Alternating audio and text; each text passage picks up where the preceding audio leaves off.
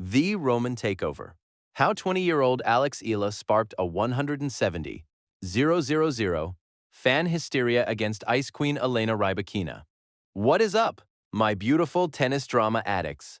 Welcome back to the one and only place for the spiciest, most jaw-dropping stories from the baseline to the bleachers.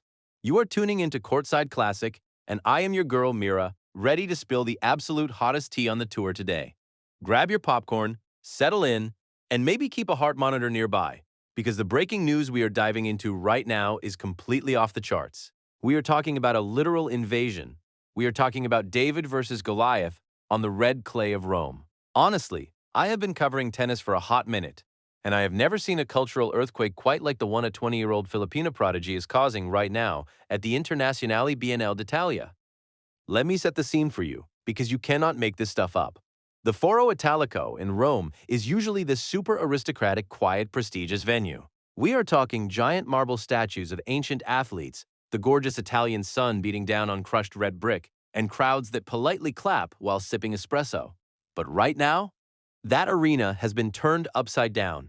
It is pure, unadulterated hysteria, and at the dead center of this absolute frenzy is Alexandra Eala, a left-handed phenom from Quezon City, Philippines. She just emphatically punched her ticket to the round of 32 at this massive WTA 1000 event, and the way she did it is sending shockwaves around the entire sporting world. If you missed her last match, let me just say, you missed a masterclass. Alex completely dismantled the 31st seed from China, Xinyu Wang, in straight sets, 6-4, 6-3. And guys, let me be real with you. This was no lucky break. Wang had actually beaten Alex earlier this year in Auckland. Wang even went up 3-love in the first set of this Rome match. I was sitting here watching, thinking, oh boy, this might be a quick exit. But Alex Eala, she just channeled her inner warrior. She dug her heels into that red clay, found her strike zone, and ripped off 6 of the next 7 games to steal the first set. It was a systematic deconstruction. She proved that she is not just some promising junior player anymore. She is a bona fide, terrifying threat on the main tour. But her reward for this historic, history-making victory? Oh, it is a collision course with the ultimate boss battle. She now has to face the current world number 5, the towering, ice-cold former Wimbledon champion from Kazakhstan, Elena Rybakina. Now, the tennis match itself is a Hollywood movie, but the real headline, the reason my jaw is on the floor, is what is happening off the court. We are literally watching an entire nation mobilize. It is being reported that over 170,000 Filipinos living in Italy are ready to make their presence felt. That is right. 170,000. The Philippine diaspora in Italy is massive, and they are fiercely, unapologetically patriotic. When Alex Eala steps onto that gladiator pit to face Rybakina, she is not walking out there alone. She is carrying the weight, the hopes, the dreams, and the deafening voices of those overseas Filipino workers, plus over 100 million more fans waking up in the middle of the night back in the archipelago. To really wrap our heads around how monumental this is, we have to look at the stats. Reaching the third round of a WTA 1000 clay court event is a first for Alex, and it is the very first time any player from the Philippines has done this in the open era. The WTA 1000 tier is no joke. Outside of the 4 Grand Slams, this is where the big dogs play. The prize money is astronomical, the points are massive, and the draw is absolutely ruthless. Anyone can send you packing on any given day. Yet there is Eala, standing tall and proud on the dirt. Her path here has been a crucible of sheer endurance. Before she sent Wang packing, she had this grueling battle against the Polish veteran Magdalena Frech. 20-year-olds would completely fold under the pressure. But Alex just gritted her teeth, leveled the match, and battled back from a break point in the final game to win 6-4. The poise she showed was absolutely unbelievable. And I have to talk about where she gets this fire, because her backstory is everything. How does a girl from a bustling metropolis like Quezon City, where basketball and boxing are practically religions, become a top 30 tennis player? Well, it is a mix of insane genetics and an absolute refusal to settle for average. Her mother was a national swimmer who medaled in the Southeast Asian Games, so elite athletic discipline is literally in her blood. Her grandfather put a racket in her hand when she was just 4 years old. But the real game changer? Moving across the world to train at the Rafa Nadal Academy in Spain. She literally breathed the same air and trained on the same red dirt as the undisputed king of clay himself. You watch her play, and you can see Nadal's DNA stamped all over her game.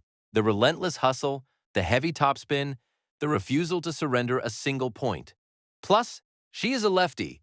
Let me tell you, being a left-handed player on clay is like having a cheat code. She uses that vicious cross-court forehand to pin right-handed players deep into their backhand corner, and it just mentally and physically grinds them to dust. But standing on the other side of the net is Elena Rybakina, and the contrast between these two is the juiciest part of this entire story. If Alex Eala is fire, emotion, and the roaring crowd, Elena Rybakina is absolute chilling ice. Rybakina is arguably one of the most fearsome ball strikers in the history of women's tennis.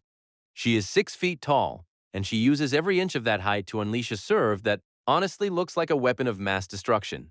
In her last match against the insanely athletic Maria Sakkari, Rybakina fired 5 aces and won 66% of her first serve points. She just completely neutralized Sakkari's speed. And Rybakina's story is just as dramatic as her game. Born in Moscow, she made a super pragmatic, business-like decision to switch her nationality to Kazakhstan early in her career to get the funding and coaching she needed. She captured the Wimbledon title in 2022 playing this suffocating first-strike tennis. She hits the ball so flat and so hard, taking it insanely early and blasting lasers into the corners. But here is where my tennis brain starts buzzing. Rybakina's relationship with clay is very, very complicated. Clay is a living surface. It grabs the ball, it slows down the pace, and it makes the ball bounce super high. A flat 100-mile-per-hour forehand that would be a guaranteed winner on a hard court can easily be tracked down on the dirt. The surface demands patience. It demands sliding and geometric point construction. In Rome, the weather changes everything. If it is humid, the court gets heavy, and hitting a winner against a fast defender like Alex is going to feel like hitting a bowling ball through mud. For a player like Rybakina, who wants to end the point in 3 shots or less, these conditions can be a nightmare. If her timing is even a millimeter off, those flat lasers turn into unforced errors. However, Rybakina's greatest weapon is her mind. She is the ultimate stoic assassin. I swear, whether she double faults or wins a grand slam, her facial expression never changes. She does not panic, she does not show weakness. And she's going to need every ounce of that emotional flatline, because when she walks into that stadium, she is walking into a wall of hostile sound. Like I mentioned, the overseas Filipino workers in Italy are a massive community. They are the backbone of so many industries there, making huge sacrifices to send money back home to their families. For them, sports are a direct lifeline back to the Philippines. We all remember what happened when Manny Pacquiao used to box. The entire country would shut down. Zero crime, zero traffic. Everyone was just glued to a screen. Well, guess what? That exact same energy has migrated to the tennis court. The fans in Rome are already treating Alex like she has won a grand slam. They are trading shifts at work, taking unpaid leave, and taking overnight trains just to wave the Philippine flag in the stands. Alex even admitted she was shocked by the turnout, saying she couldn't believe so many people showed up for an 11 a.m. match on a Wednesday. When the umpire calls play, that crowd is going to explode after every single point Alex wins. Tennis is supposed to be quiet, but this is going to sound like a sold-out basketball arena in Manila. So, how does this actually play out on the court? If I am sitting in Alex Eala's coaching box, my game plan is simple. Drag Rybakina into the deep waters and drown her. Alex absolutely cannot get into a fast-paced baseline shootout. She needs to neutralize that massive first serve just by blocking the ball deep down the middle, denying Rybakina the easy putaway. Then, Alex has to abuse that left-handed cross-court forehand, hit it high, hit it heavy with topspin, and force Rybakina to hit two-handed backhands above her shoulders. Tall players hate high-bouncing balls on clay. And honestly, Alex needs to use the drop shot, pull Rybakina forward, make her bend those long legs, and drain her energy. If I am in Rybakina's corner, the advice is the exact opposite. Keep it short, keep it brutal, and shut the crowd up early. Rybakina has to trust her immense power, serve massive, and hit flat to cut through the heavy clay.